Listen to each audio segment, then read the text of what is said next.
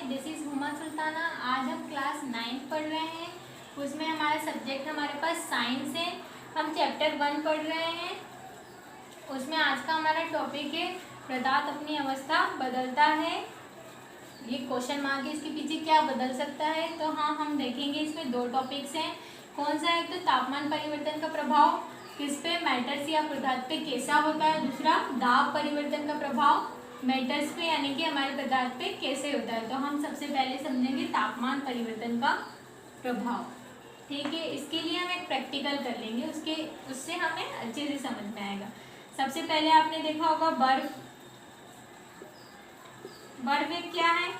बर्फ एक ठोस पदार्थ है। ठीक है, आपने बर्फ को लिया, ये एक बीकर ले लेंगे हम।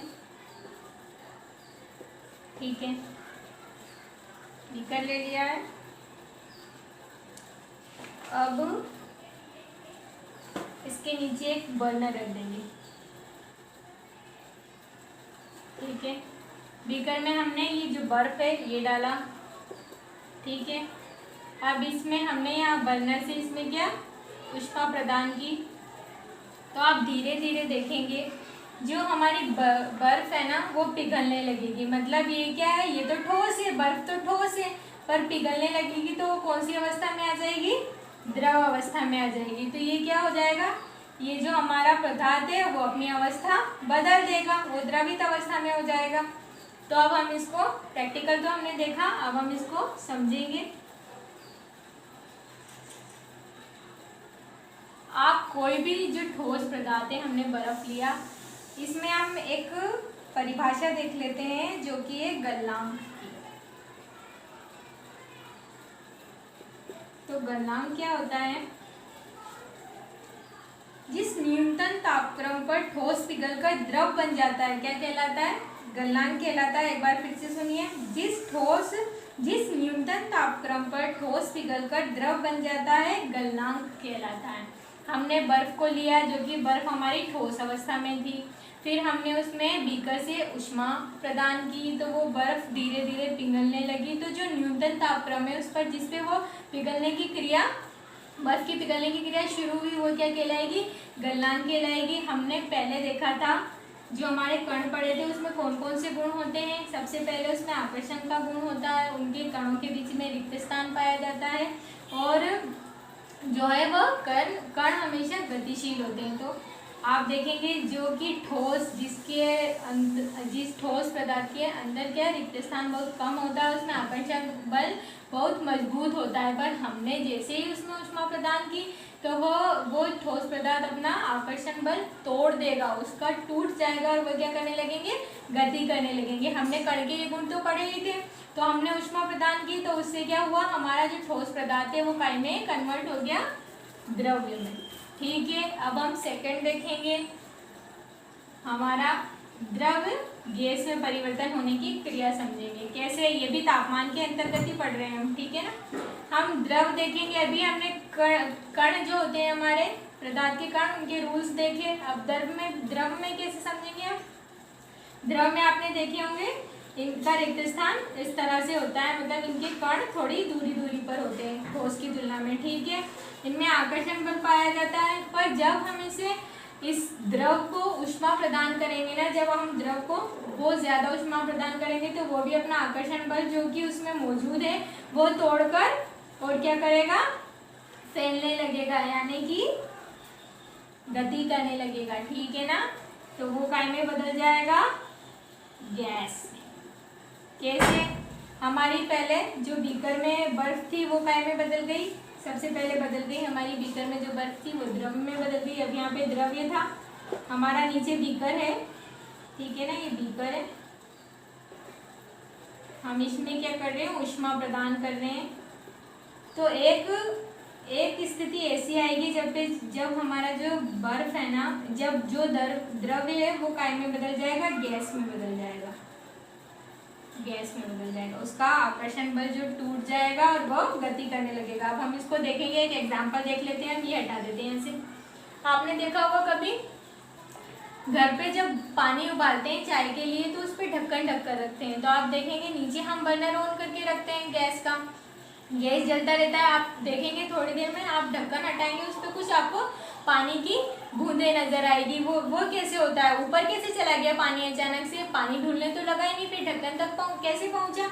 उसमें वो जो द्रव है हमारे पास उसको इतनी ऊष्मा मिल गई है कि उसने अपनी जो आकर्षण बल था ना उसके कणों में मौजूद वो तोड़ दिया है और वो गति करने लगा है। तो वो किस फॉर्म में गति करेगा, गैस की फॉर्म में, और छोटी छोटी डॉट ऐसे छोटी छोटी बूंदे हमें ढक्कन पर नजर आएगी। तो हम इसको एक लाइन डायग्राम से समझेंगे कि ये तापमान पर हमने समझ लिया है। तीनों ने अपनी द्रव ठोस काय में बदला, द्रव में बदला, फिर द्रव काय में बदल गया, गैस में बदल गया। एक लाइन डायग्राम है उससे हम समझेंगे इसे, वो इजी रहेगा।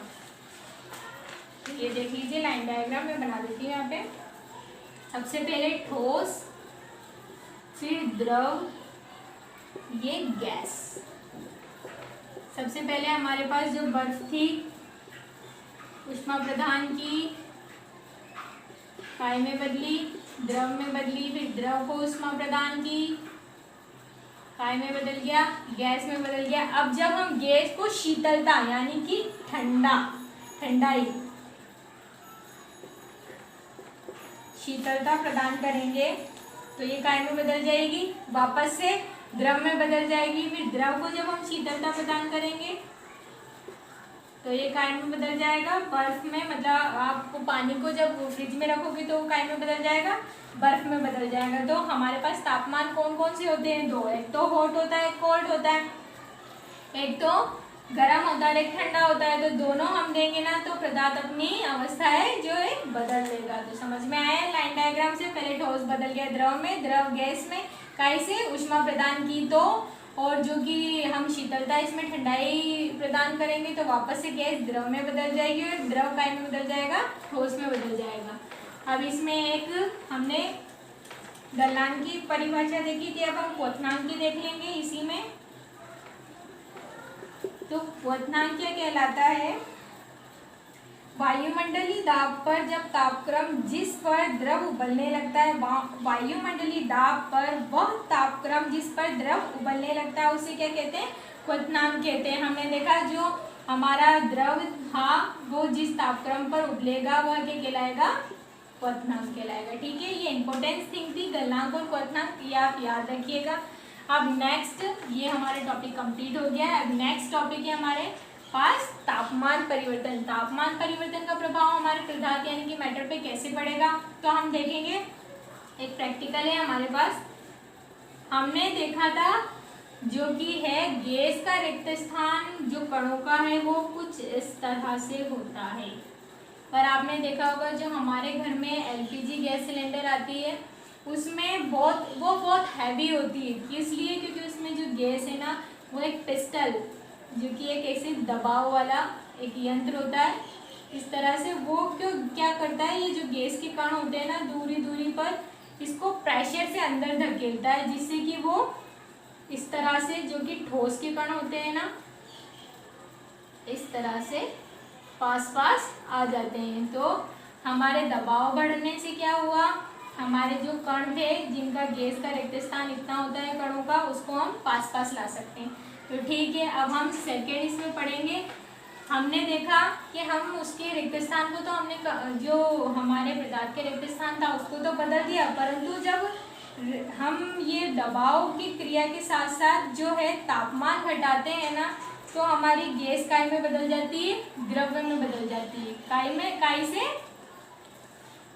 दबाव परिवर्तन ये पढ़ रहे हैं, सॉरी मैंने रब कर दिया था। नेक्स्ट टॉपिक हमारा ये था, मैंने रब कर दिया था, आप वापस से देख लेंगे। सेकंड टॉपिक ये फर्स्ट वाला हम हटा देते हैं यहाँ से, कंफ्यूजन क्रिएट नहीं होगा।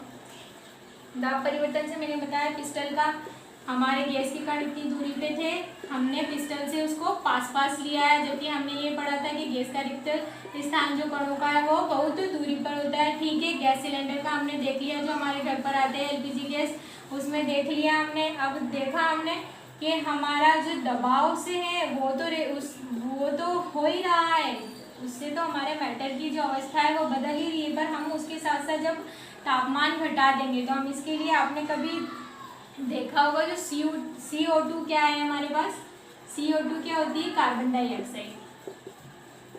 डाइऑक्साइड। ये क्या है?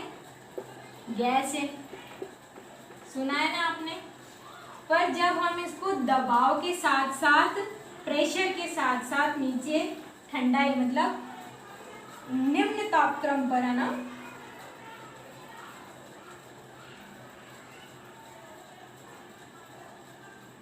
तापक्रम घटाएंगे, यस, तापक्रम घटाएंगे मतलब नीचे की तरफ तापक्रम ले जाएंगे और दबाव के साथ जब हम इस गैस को प्रिजर्व करेंगे तो ये काय में बदल जाएगी? ठोस अवस्था में। ये गैस काय में बदल जाएगी?